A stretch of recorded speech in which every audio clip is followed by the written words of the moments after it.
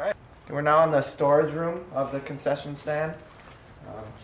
Take a look around on the camera, and then Paul just has a few things to say about it. One thing I failed to mention before, part of our equipment is a cappuccino and hot chocolate machine. It's an expensive item, but it's a must. That is a big seller, especially because in the spring it is very cool in here.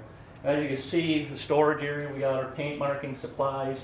What's not in here is the actual paint, which will also be dumped in here once we start buying that in the spring.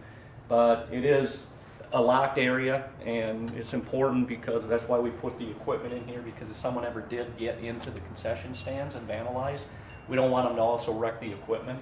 So we store our supplies in here. You can see us bring in soda, pop, Gatorade, all that stuff gets stored in here eventually. And the goal is what we're going to do is we're actually going to build shelves in here and put all what's not in here is our soccer balls and our cones and all that kind of stuff.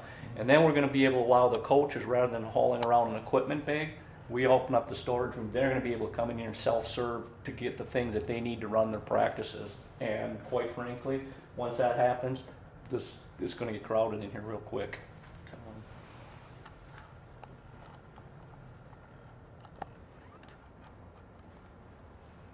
Okay. And here's our sponsor sign. It's brought into the storage area over winter because we don't want it to get vandalized. But as you can see, this gets posted outside between our two windows to recognize the people that have been sponsoring our teams. And the nice thing about this sign is if we get new sponsors or additional sponsors, this can be removed. New sponsors can be put on or added on the bottom. That's why we made it large enough so we could add additional sponsors. So that's important, that we don't have to buy or purchase a sign every single year. We just can erase the little stickers here. So We're inside the actual concession stand right now, and I'm just going to show you around a little bit and explain some of the features. well, one of the things I'll make clear is that I wouldn't go any smaller on a concession stand, because we built this with the intent that if you run tournaments, and that's why we have 4 windows, that you're going to be able to access things, independently. When we're running our recreational program, typically depending on where the wind is coming, we're using 2 windows, one that faces the small fields over there and one that faces the large field. Keeps the wind down.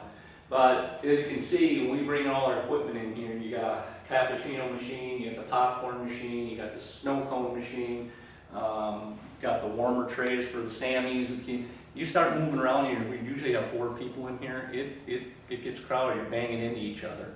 And that's also the reason why we went with the 2 coolers. Because again, in a tournament situation, you're basically going to have 4 windows and you're going to have 2 crews just in order so you can wait on the people in an efficient manner. And you're not fighting out of the same cooler. One crew is using one cooler, one crew is using the other cooler. You see the freezers in the back. That's where we store those hot dogs that I mentioned before, because I can buy them in quantity when they're on sale. So it saves the club some money there as well. So, but it's a nice concession stand. It worked out really well. No banging around into people when you're moving around selling things and that. So. Now, as far as the slow cookers, where do you end up putting those? Right now, those are in storage over at the high school because I use them for my varsity program, and they'll be coming back here. But the slow cookers, there's actually one on the counter back over there.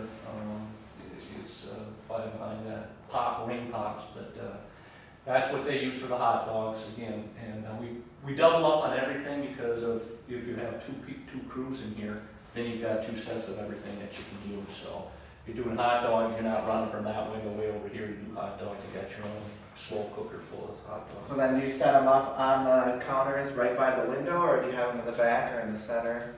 How do you set that up usually? Usually they're set up right on these counters so that they can just service them right away if they're coming for hot dogs.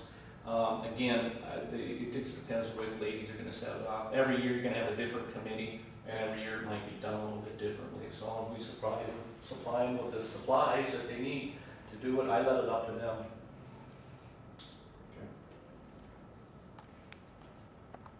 Okay. One of the pieces of equipment you can see is what we have here is the snow cone machine, and what I would make as a recommendation is that it's a must. The product to make a snow cone costs you about 13 cents and you sell them for $1. It pays for itself pretty quickly. It's a machine that's costs you about $800. But like I said, it's a big seller, it's a big hit with everyone, adults and kids. And except the profit margin on it is just huge. So, and nothing fancy about it. Ice is $2 a bag, and you can make a lot of snow cones with a $2 bag of ice. So. Is that the hot dog? That's actually a warming tray to keep when the Sammies come over. Quiznos will deliver the Sammies as we want them. So if we just make a phone call and say, hey, can you bring over 12 more Sammies? They'll make them up and they'll bring them over, and then we keep them in that warming tray just to keep them warm. The microwave also is huge because when we pull the hot dogs out of the freezer, you throw the hot dogs in the microwave for 2 minutes on each side of the bag, and they're pretty much cooked because they're pre-cooked hot dogs. And then you just got to put them in hot water and they stay warm and they're ready to go. Real efficient that way when you come in here. You don't have to have a lot of setup time involved with other people. You know, they can get here 15 minutes before the games start and be ready to go. So you don't do any grilling in here at all? Right? No grilling. No. That's on the list. We are going to buy a grill, a gas grill to sell hamburgers. There is a grill outside that's typically a park type of grill, but I have a gas grill set up to purchase. We're going to get that, and then from time to time we'll grill hamburgers when it's nice. So those are also a big seller. They'll sell better than hot dogs, and I get a better profit margin on them as well. Fantastic.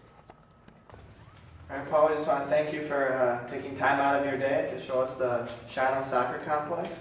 It's very much appreciated by our soccer organization. Okay, you're welcome. Now we can open it up to business, right?